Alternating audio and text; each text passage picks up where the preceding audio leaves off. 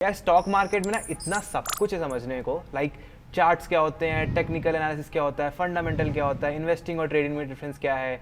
I mean तुम UPSC का syllabus पढ़ रहे हो, स्टॉक मार्केट तो भूल ही जाओ। तो यार बहुत सारी ना कंफ्यूजन हो जाती है इतने सारे टर्म्स को जब एक बार हम सुनते हैं। सो लाइक आई वांट कि थोड़ा सिंपलर वे में, थोड़ा इन डेप्थ में हमें एग्जैक्टली पता लग सके कि क्या डिफरेंस है। तो आप बताओ फिर कि लाइक थोड़ा डेप्थ में। तो गाइस इस वीडियो में हम क्या करने वाले हैं, जो बहुत ऑफन यूज करते हैं हम वर्ड्स ट्रेडिंग में, जैसे टेक्निकल एनालिसिस हो गया, फिर लोगों को कंफ्यूजन होता है कि टेक्निकल भी सुना है बट ये फंडामेंटल भी मैंने सुना है, तो दोनों में डिफरेंस क्या है, राइट? तो ये सारी चीज़ें हम वापस से एक बार आपको बताएंगे, इसका मेजर डिफरेंस आपको बताएंगे ताकि सारे कॉन्सेप्ट्स आपके लिए क्लियर हो जाए। तो लेट्स स्टार्ट। तो सबसे पहले समझते हैं कि मेन हमने डिफरेंस तो समझ लिया था कि ट्रेडिंग और इन्वेस्टिंग में क्या है। नाउ लेट्स अंडरस्टैंड कि टेक्निकल और फंडामेंटल का यूज कहाँ होता है और इन दोनों का all together how they work. तो मैं एक काम करता हूँ, वापस से फ्लो सेट करने के लिए आपको वापस से बता देता हूँ कि एक ट्रेडर में और एक इन्वेस्टर में मेजर डिफरेंसेस क्या होते हैं। तो वेरी शॉर्ट में again, trading is anything that is short term, यानी आप एक दिन में या 2 दिन में या maybe a couple of days, couple of minutes and you are selling your position, you are exiting from your position. वो प्योर प्रॉफिट के लिए हम देख रहे होते हैं एक ट्रेड को, उसको हम ट्रेडिंग बोलते हैं। वेराज इन्वेस्टिंग की अगर मैं बात करूं तो और भी चीजें देखनी पड़ती है, जैसे कि कोई हम रैंडम स्टॉक में ट्रेड करते हैं, वैसे ही रैंडम स्टॉक में इन्वेस्ट नहीं कर सकते हैं, बिकॉज हमें कंपनी के फंडामेंटल्स देखने पड़ेंगे। By fundamentals what I mean is business performance, profit growth and opportunity size of the market, lots of other things. So this is the major difference between trading and investing. Now let's move on to, जैसे आपने पूछा था, technical analysis और fundamental analysis. So now let's talk about the difference between fundamental analysis and technical analysis. आपने ये दोनों terms काफी ज्यादा सुने होंगे, especially technical analysis आपको trading में बहुत ज्यादा helpful होने वाला है। Technical analysis क्या होता है? Anything to do with charts is called technical analysis. आपने इंडिकेटर्स के बारे में सुना होगा, जैसे आपने मूविंग एवरेज के बारे में सुना होगा, RSI के बारे में सुना होगा, and lots of other indicators use किए जाते हैं जब भी आप चार्ट एनालिसिस की बात कर रहे हो। So that is technical analysis. अभी अगर मैं फंडामेंटल एनालिसिस की बात करूं तो ट्रेडर्स जनरली इसको यूज नहीं करते हैं, बट मैं आपको आगे बताऊंगा कि कब ट्रेडर्स इसको भी यूज करते हैं। बट पहले ये जान लेते हैं कि फंडामेंटल एनालिसिस होती क्या है। Fundamental analysis is only used by investors for the most part. Fundamental analysis में क्या क्या आता है आपको, जैसे मैंने बताया, business performance, profit growth, opportunity size of the market, business कैसे आगे जाके परफॉर्म कर सकता है, एंड ये सारी जो भी बिजनेस रिलेटेड चीजें हैं outside of charts, everything is considered as fundamental analysis. काफी अच्छा है एक्चुअली जो मैंने टर्म यूज किया, outside of charts everything is fundamental, inside of the charts everything is technical in nature, and that is how you can differentiate between let's say a trader जो technical analysis use करता है and एक investor जो fundamental analysis use करता है। Okay, so like I got the overall understanding कि मतलब trading के लिए हो गया टेक्निकल और इन्वेस्टिंग के लिए हो गया फंडामेंटल। बट बहुत बार ऐसे होता है कि फॉर एग्जांपल हमने देखा है कि ट्रेडिंग में भी बहुत सारे लोग फंडामेंटल का यूज करते हैं। करेक्ट, एंड जैसे मैंने आपको बताया था, आपको अभी मैं समझाता हूं कि आपको फंडामेंटल्स कभी यूज करने हैं ट्रेडिंग में।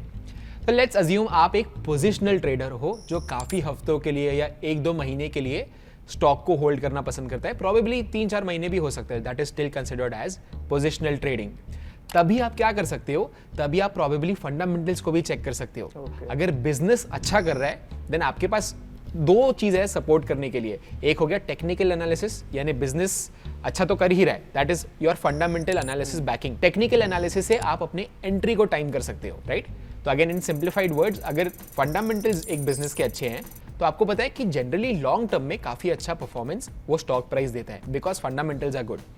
नाउ अगर आपको एंट्री टाइम करना है and because you are holding it for 2 months, 4 months, 5 months, तो आपका वो technical analysis will help you time the entry and exit. That's how you can also use fundamental analysis as a trader. Okay, for example मतलब मैंने एक stock लिया, let's say मेरे को 1 हफ्ता 1 महीने के लिए उसको होल्ड करना है। करेक्ट। सो पहले मैं फंडामेंटल देख लूंगा कि कंपनी का भाई प्रॉफिटेबिलिटी है कि नहीं है, अच्छा कर रहा है कि नहीं कर रहा है। देन मैं चार्ट्स पे जाके टेक्निकल एनालिसिस करूंगा कि कब एंट्री लेनी चाहिए, कौन सा गुड पॉइंट है। Correct, exactly. एंड जितना आपका शॉर्टर टाइम फ्रेम, उतना फंडामेंटल एनालिसिस करने की जरूरत कम होते जाती है, बिकॉज लेट्स से आप एक स्कैल्पर हो, स्कैल्पिंग करते हो, जैसे हमने प्रीवियस वीडियो में बात की, आपको 5 मिनट 10 मिनट का ट्रेड करना है तो आपको फंडामेंटल एनालिसिस की जरूरत नहीं पड़ेगी obviously, right? But again again जैसे आप पोजिशनल ट्रेडर हो, 4-5 महीने होल्ड कर रहे हो स्टॉक को, देन आपको फंडामेंटल एनालिसिस भी काफ़ी हेल्प कर सकती है। अब हमने समझ लिया कि ट्रेडिंग, इन्वेस्टिंग और फंडामेंटल टेक्निकल क्या होता है। मेरे पास कुछ टर्म्स हैं जो कि बहुत कॉमनली मार्केट में यूज़ होते हैं, तो मैं चाहूँगा कि आप थोड़ा उन पे भी एक्सप्लेन करोगे कि क्या होता है। सो लाइक फॉर एग्जांपल भी बहुत बार हमने सुना है कि निफ्टी, सेंसेक्स ऊपर गया, नीचे गया, सो वो क्या है? राइट तो इसको इंडाइसेस बोलते हैं, जैसे हमने करेक्टली बोला। मेनली जो इंडाइसेस का यूज़ किया जाता है टर्म्स वाइज मैं बता रहा हूँ, वो है Nifty, bank Nifty, Sensex, right, and lots of other things also, और भी बहुत सारे इंडाइसेस होते हैं, बट जो मोस्ट पॉपुलर जो इंडाइसेस हैं वो ये तीनों हैं। So let's talk about Nifty first, then Sensex, and then probably Bank Nifty is also something that we should cover. तो Nifty क्या होती है?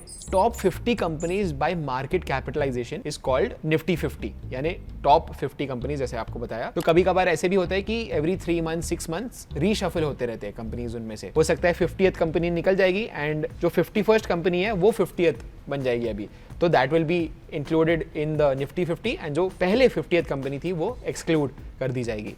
तो that is how Nifty 50 is formed. अभी मैं आपको बता क्यों रहा हूं, बिकॉज आपको समझ में आएगा निफ्टी, सेंसेक्स और बैंक निफ्टी में डिफरेंस क्या है। Let's move on to Sensex now. Sensex is top 30 companies by market capitalisation again, and वो बीएसई का इंडेक्स होता है, राइट।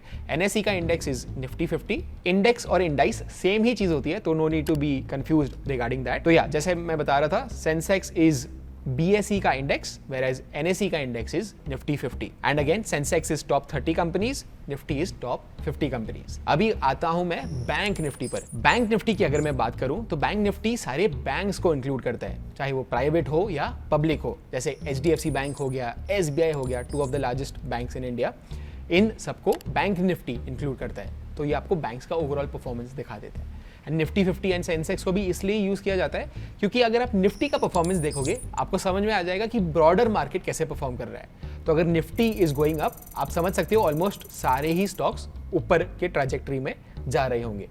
एंड इसमें भी ट्रेडिंग होती है फ्यूचर्स एंड ऑप्शंस में। निफ्टी के ऑप्शन कॉन्ट्रैक्ट्स में आप ट्रेड कर सकते हो, निफ्टी के फ्यूचर्स के कॉन्ट्रैक्ट्स में आप ट्रेड कर सकते हो।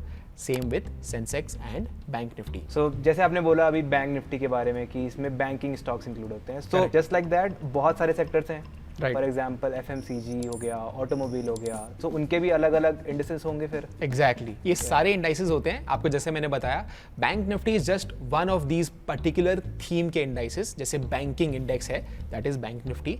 वैसे ही FMCG इंडेक्स भी होता है, वैसे ही निफ्टी ऑटो भी होता है, जिसमें आपको ऑटोमोबाइल कंपनीज दिख जाएंगी, जैसे आइशर मोटर्स हो गया, टाटा मोटर्स हो गया, महिंद्रा एंड महिंद्रा हो गया, and so much more. Okay, and also like बहुत बार मैंने ऐसे सुना है, लोग बोलते हैं कि इस पर लॉन्ग है, इस पर शॉर्ट है, तो इसका मतलब क्या होता है? तो लॉन्ग शॉर्ट का डेफिनेशन काफी सिंपल है एंड थोड़ा सा कॉम्प्लिकेटेड भी हो सकता है। मैं आपको बताता हूँ क्यों। आपने ये तो सुना है कि आप स्टॉक खरीदते हो एंड स्टॉक ऊपर जाता है तो आप बेच दोगे, आपको प्रॉफिट हो जाएगा। बट अगर मैं आपको ये बताऊं कि स्टॉक आप पहले ही बेच सकते हो एंड आप लोअर प्राइस में खरीद सकते हो और फिर आप प्रॉफिट कर सकते हो, क्या आपको इसके बारे में पता है? नहीं, मतलब कैसे करोगे, आपका तो स्टॉक है ही नहीं।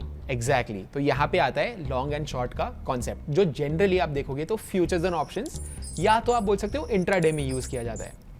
So how it works is, futures and options is just a contract. आप कोई इक्विटी ओन नहीं कर रहे हो एक्चुअली। तो एक एग्जाम्पल ले लेते हैं, स्टॉक ABC है या जयाम स्टॉक कंपनी आपका नाम लेते हैं, राइट। जयाम स्टॉक कंपनी में लिस्टेड है एंड फ्यूचर्स एंड ऑप्शंस में ट्रेड करती है जयाम एंड कंपनी। यहाँ पे मैं क्या करता हूँ, हम दोनों ही लेट से इस पर्टिकुलर कॉन्ट्रैक्ट में एंटर करेंगे। मेरा जो बायस है, मुझे लग रहा है कि ये जयाम का जो स्टॉक है वो ऊपर जाने वाला है, राइट। तो मैं फ्यूचर्स में एक लॉट खरीद लूंगा। लॉट का भी एक्सप्लेनेशन आपको मैं थोड़े टाइम में दूंगा, बट मैं एक लॉट फ्यूचर्स का खरीद लेता हूं एंड आपको उस लॉट को बेचना पड़ेगा मुझे। व्हाई? बिकॉज आपका व्यू ऐसे हो सकता है कि आपको लग रहा है वो स्टॉक गिरने वाला है। तो ऑलवेज, जैसे मैंने आपको बताया था, इक्विटी में भी जब भी आप ट्रांजैक्शन करोगे ऑलवेज ऑपोजिंग व्यूज होगा। एक बायर होगा तो किसी को सेल करना पड़ेगा। ऑलवेज एक पर्सन को लगता है कि मार्केट ऊपर जाएगा, ऑलवेज दूसरे पर्सन को लगेगा मार्केट नीचे जाएगा। That is how a transaction is placed. नहीं तो कोई बेचेगा ही नहीं, राइट, अगर उनको लगेगा कि ऊपर जाते रह रहे हैं। That's how any transaction works. So coming back to long position, आपको फेयर एंड स्क्वायर है। मैंने अगर वो स्टॉक खरीदा है तो मैं उस स्टॉक पे लॉन्ग जा रहा हूँ, यानी मैं बुलिश हूँ उस स्टॉक पे। बुलिश का मतलब मार्केट ऊपर जाएगा इज व्हाट आई अज्यूम, या वो स्टॉक पर्टिकुलर। वैसे ही हो गया शॉर्ट, आप शॉर्ट जा रहे हो बिकॉज हमने सिर्फ एक कॉन्ट्रैक्ट पे अग्री किया है। आप रियली हम कोई स्टॉक एक्सचेंज नहीं कर रहे हैं, we are just entering into a contract कि भाई जयाम का स्टॉक अगर ऊपर गया तो आपको मुझे पैसे देने पड़ेंगे, और जयाम का स्टॉक अगर नीचे गया तो मैं आपको पैसे दूंगा। That is how long and short works. I hope that's clear. Yeah it's very clear. And also like बहुत बार हमने न्यूज़ पे देखा है कि भाई लोग बोलते हैं ना कि आज बहुत वॉलेटाइल है मार्केट, तो लाइक क्या है मतलब वॉलेटाइल मतलब? वोलेटिलिटी की डेफिनेशन अगर आप देखोगे तो आपको स्क्रीन पर दिख रहा होगा, बट इन लेमन टर्म्स जैसे इसको यूज़ किया जाता है ट्रेडिंग में, उसका मतलब होता है मूवमेंट। अगर बहुत मूवमेंट आपको दिख रही है तो जनरली बोला जाता है कि मार्केट बहुत वॉलेटाइल है, राइट? वैसे ही डेफिनेशन ऐसे भी एक्सटेंड होती है कि हाईली वॉलेटाइल है ही नहीं, लॉट्स ऑफ चीज़ें ऐसे भी बोली जाती है। ओके, सो अगर मान लो मेरे को बस चेक करना है कि आज मार्केट में वॉलेटिलिटी कितनी है, सो उसके लिए भी कुछ है इंडेक्स वगैरह या कुछ इंस्ट्रूमेंट है कि मैं चेक कर सकूँ बस वॉलेटिलिटी पता करने के लिए? कुछ है ऐसा? उसके लिए भी इंडेक्स है जिसको विक्स कहते हैं, वोलेटिलिटी इंडेक्स होता है वो। हाउ दैट वर्क्स इज कि आपको समझ में आएगा अगर आप विक्स को देखोगे और उसकी ट्रैजेक्टरी को देखोगे।